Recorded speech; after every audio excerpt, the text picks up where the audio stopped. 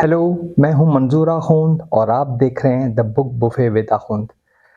आज जो किताब मेरे हाथ में है, ये निम्रा अहमद का खूबसूरत और मुनफरिद नावल है।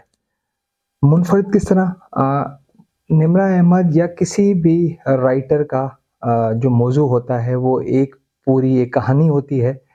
उसके अंदर ही एक हीरोइन होती है, हीरो भी हो सकता है, ख़ानदान होता है, उसके मसाइल होते हैं, ताल्लुकात होते हैं, थोड़ा-सा सस्पेंस, दुःख होता है, खुशियाँ होती है, फिर आखिर में 90% हैप्पी एंडिंग होती है।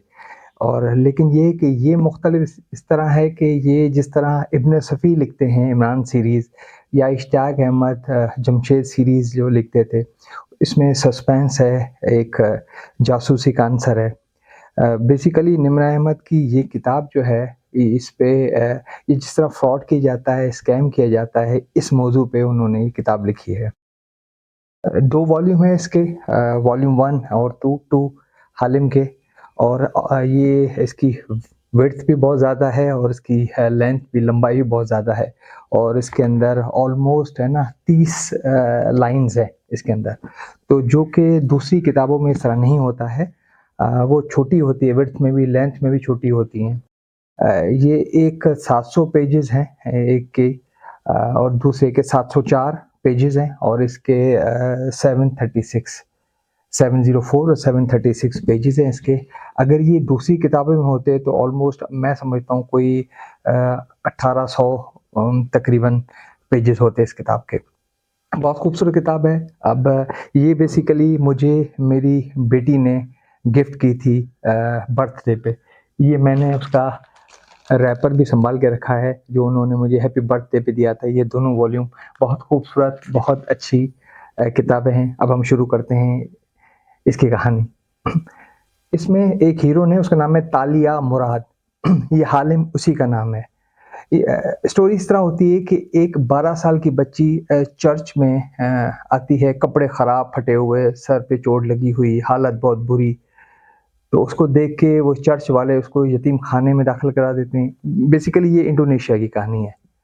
तो उसको यतीम खाने में दाखिल करा देते हैं। यतीम खाने में एक फैमिली इसको अडॉप्ट करती है और उसको इसलिए अडॉप्ट करती है कि उसको नौकरानी की तरह काम कराया जाएगा। तो वहाँ ठीक होता है, उसके साथ नौकरानी वाला सलूक होता है, लेकिन वो चल रही होती है। फिर जब वो फैमिली पाकिस्तान आ जाती है, वो पाकिस्तानी फैमिली होती है, पाकिस्तान आ जाती है तो उसको प्रॉपर नौकरों की तरह वहाँ डील करती है। वहाँ ये लोगों के साथ फ्रॉड करती है, झूठ बोलती है और वहाँ से इसकी ये ट्रेनिंग शुरू हो जाती है इस तरह। जब भी उसके लिए कोई रिश्ता आता है लड़कियों के लिए, जिसने इनको अडॉप्ट किया, उस फैमिली में लड़कियाँ थी, उनके लिए जब रिश्ता आता था, तो वो जब इसको देखते थे, ये बहुत खूबसूरत तानिया, तो वो इस रिश्ता रिजेक्ट कर देते थे। तो उन्होंने सोचा इससे जान छुड़ाई जाए, तो उस फैमिली ने मैरिज ब्यूरो से राब्ता कायम किया और जो पहला रिश्ता मिला उसके साथ इसका निकाह कर दिया। उस वो बेसिकली इंडोनेशिया का था, उसने इसको बुलाया, शादी करने के बाद निकाह किया, उसके बाद जब बुलाया उसको, तो बेसिकली वो मनी मनी लॉन्ड्रिंग करवा रहा था। ये तानिया पकड़ी जाती है, बड़ी मुश्किल से ही वो आज़ाद होती है। फिर तानिया उससे तलाक चाहती है। जब वो तलाक के लिए पैसे माँगता है कि मैं तलाक दूँगा, लेकिन मुझे इतने पैसे चाहिए। तालिया उसको पैसे देती है और वो उसको तलाक दे देता है। तालिया कैसे पैसे देती है, ये हम आगे चलते हैं। तालिया 2 जॉब कर रही होती है। एक तो एक तिंगू कामिल को बहुत बड़ा आदमी होता है, उसके पास काम कर रही होती है, उसके किचन में हेल्प कर रही होती है उनके कुक्स को। शाम को वो एक सूप पार्लर में काम करती है, वो सूप बनाती है, सर्व करती है वगैरह। इसी स्टोरी के साथ एक स्टोरी और थी कि एक कंपनी का सीईओ अपना लैपटॉप कोई जो खराब हो जाता है, अपने आईटी डिपार्टमेंट को देता है उसको बनाने के लिए। तो उस आईटी डिपार्टमेंट से वो खो जाता है। रात को रख के जाते हैं, सुबह आते हैं तो वो लैपटॉप नहीं होता। वो बहुत परेशान होते हैं कि क्योंकि उसमें बहुत इन्फॉर्मेशन होती है। तो वो अगर किसी को मिल जाए वो इन्फॉर्मेशन कंपनी की, तो कंपनी को नुकसान हो सकता है।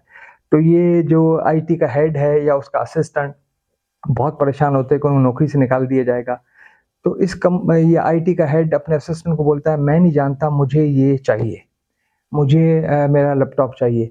तो वो एक ब्लैक वेबसाइट, एक साइट है जिसमें कोई है ना एक्सेस नहीं कर सकता। उसमें बड़े-बड़े काम होते हैं, बुरे-बुरे।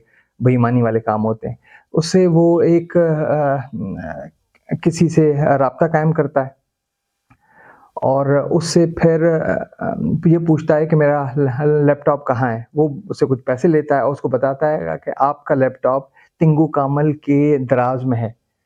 तो अब वो बोलता है कि मुझे ला के दो, तो वो आदमी कहता है कि नहीं, मैं नहीं ला के दे सकता, मैं आपको बता सकता हूँ कि कौन ला के दे सकता है, तो मैं आपको कुछ नाम बताता हूँ। तो वो वहाँ जो टिंगू कामल के पास जो नौकर, ड्राइवर और जो काम कर रहे होते हैं, उसकी सारी की सारी इन्फॉर्मेशन उसको देता है, उनसे पैसे लेता है और उसको इन्फॉर्मेशन देता है।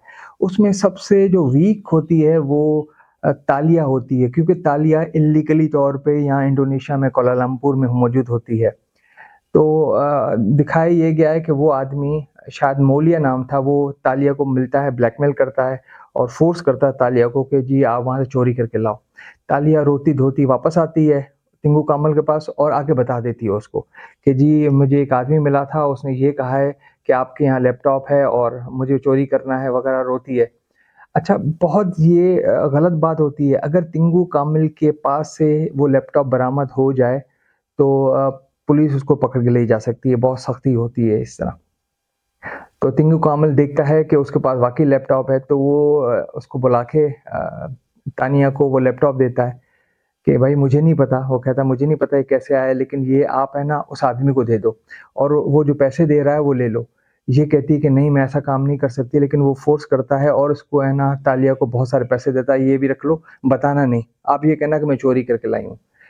तालिया उसको कॉल करती है उस आदमी को और मूलिया नाम था और ये एक जगह रेस्टोरेंट में मिलते हैं और वो उसको लैपटॉप देती है, उससे पैसे लेती है, रोती-धोती हुई। जब घर पे आती है जैसे बड़े अच्छे घर पे एंटर होती है, बहुत अच्छा घर होता है। जैसे ही वो एंटर होती है तो वहाँ पर एक काली-सी, मोटी-सी एक औरत होती है। उसको ये दातन बेसिकली मलाय इंडोनेशिया की ज़बान है, उसमें दादी को कहते हैं। तो ये आके मिलती है और सीटियाँ-वीटियाँ मार के बैठती है, कहती है देखिए कैसे कमाया।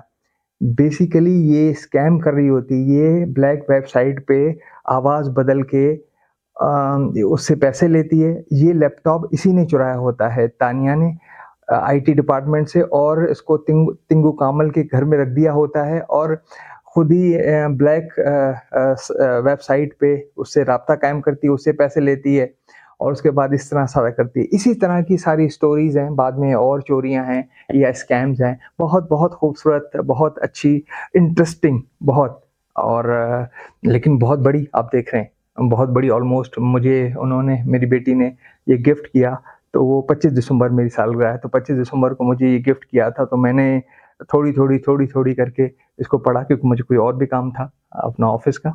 तो बहुत खूबसूरत किताब है, मेरी रिकमेंडेशन है इस किताब के लिए ज़रूर पढ़नी चाहिए, आपकी लाइब्रेरी में ज़रूर होनी चाहिए, मौज़ू मुनफ़रिद है और ज़रूर पढ़नी चाहिए आपको। Thank you very much for watching.